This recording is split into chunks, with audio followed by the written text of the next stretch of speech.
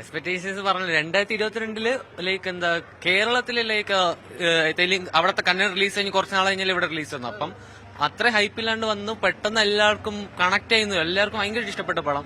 Especially climax കിഡിലായിട്ട് ചെയ്തില്ല. അപ്പം ഇതിന്റെ ട്രെയിലർ കണ്ടപ്പം വലിയൊരു സ്കെയിലിൽ പടം വരുന്നു. ആൻഡ് നമ്മളാ കണ്ട ഫസ്റ്റ് പാർട്ടിന്റെ സെക്കൻഡ് പാർട്ട് ലൈക്ക് കുറച്ചുകൂടി ബഡ്ജറ്റ് ഒരു കൂട്ടി, നല്ല സ്കെയിലിൽ കൂട്ടി. അപ്പൊ ക്ലൈമാക്സ് ഇത് അതേപോലെ പ്രിവ്യൂല് ക്ലൈമാക്സ് ഇത് കിടിലാന്നൊക്കെ പറയുന്നു. അപ്പം അഫ്കോഴ്സ് ഋഷഭ് ഷെട്ടിന്റെ ഡയറക്ഷനും പുള്ളിക്കാരൻ പെർഫോമൻസും പിന്നെ അഫ്കോഴ്സ് രുക്മിണി ഹസന്ത് പുള്ളിക്കാരിയുടെ ഒരു ബ്യൂട്ടി, പിന്നെ അഫ്കോഴ്സ് ആ പടത്തിന്റെ സ്കെയിലും പിന്നെ ഫ്ലാഷ് ബാക്കും എന്തായാലും എക്സ്പെക്ടേഷൻസ് ഉണ്ട്. ടിക്കറ്റ് ബുക്ക് ചെയ്ത സമയത്തുള്ള എക്സ്പെക്ടേഷൻ ആണോ പ്രിവ്യൂ ഷോ കഴിഞ്ഞപ്പോ അല്ലെങ്കിൽ അങ്ങനെ റെസ്പോൺസ് ആയിട്ട് ഉണ്ടായത്? ഉറപ്പായിട്ടും. കാരണം പ്രിവ്യൂ ഇന്നലെ രാത്രി നോക്കിയപ്പോ എല്ലാവരും നല്ല എക്സ്ട്രീം പോസിറ്റീവ് ആയിട്ടാണ് പറഞ്ഞിരിക്കുന്നത്. അതിപ്പോ ഇനി കണ്ട് നമുക്ക് വിധി എഴുതണം. നോർമൽ ഓഡിയൻസ് നോക്കണം അതിന്.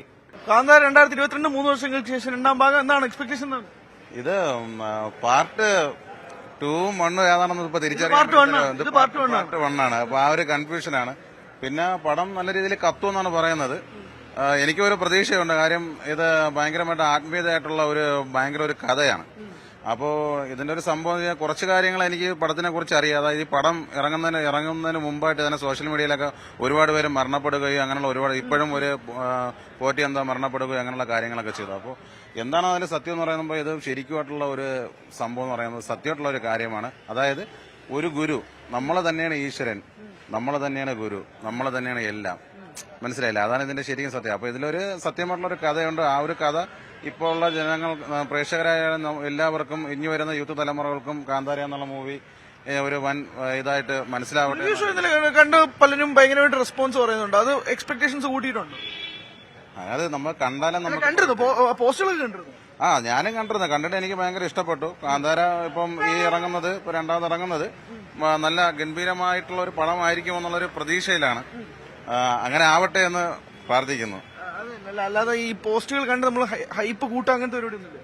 അല്ല, ഈ ഹൈപ്പ് കൂട്ടി വന്നു കഴിഞ്ഞാൽ അവസാനം ഒന്നുമില്ലാത്ത പോലെ ആയിപ്പോകും ബ്രോ. അതുകൊണ്ടാണ് ഹൈപ്പ് കൂട്ടി നമ്മൾ എൻപുരാനൊക്കെ പോലെ ആയിപ്പോകും. ഹൈപ്പ് കൂട്ടി കഴിഞ്ഞു കഴിഞ്ഞാൽ ഹൈപ്പ് കൂട്ടാതെ വലിയ ഹൈപ്പൊന്നും ഇല്ലാതാണ് ഈ വന്നിരിക്കുന്നത്. അപ്പോൾ ഈ സാധനം കയറി കാര്യം തിയേറ്ററിൽ ഇപ്പോഴും ടിക്കറ്റ് നമുക്ക് ബാക്കി കിടക്കുവാണ് എടുക്കാനായിട്ട്. ഇവിടെ ഫസ്റ്റ് ഷോയ്ക്ക് എനിക്ക് തോന്നുന്നു ഫ്രണ്ട് റോയിൽ കുറച്ച് സീറ്റ്സ് ഉണ്ട്. അതാണ് ഫ്രണ്ട് റോയില് ടിക്കറ്റ് ഉണ്ട്, ഇനിയും ഉണ്ട് ടിക്കറ്റ്. ഞാൻ നോക്കിയായിരുന്നു, ഞാൻ ഇന്നലെ 2 ബുക്ക് ചെയ്തതേ ഉള്ളൂ. അപ്പം അത് എല്ലാവരും ഇത് എന്താണെന്ന് അറിഞ്ഞതിന് ശേഷം വരാനുള്ള ഒരു പരിപാടിയിൽ നിൽക്കണം. അപ്പൊ എന്തായാലും ഇത് കത്തും എന്നുള്ള ഒരു കാര്യത്തിൽ എനിക്ക് ഉറപ്പ് പറയുന്നത് നല്ല രീതിയിൽ കത്തുമെന്നാണ്. മനസ്സിലായല്ലേ? അപ്പൊ എന്തായാലും അതുപോലെ കത്തട്ടെ അല്ലേ? കത്തട്ടെ പിന്നല്ലേ. അപ്പൊ അങ്ങനെ തന്നെയാണ്. രാവിലെ 6:30 റെസ്പോൺസ് ആണ് നിങ്ങൾക്ക് കാണാനുള്ള പോലെ.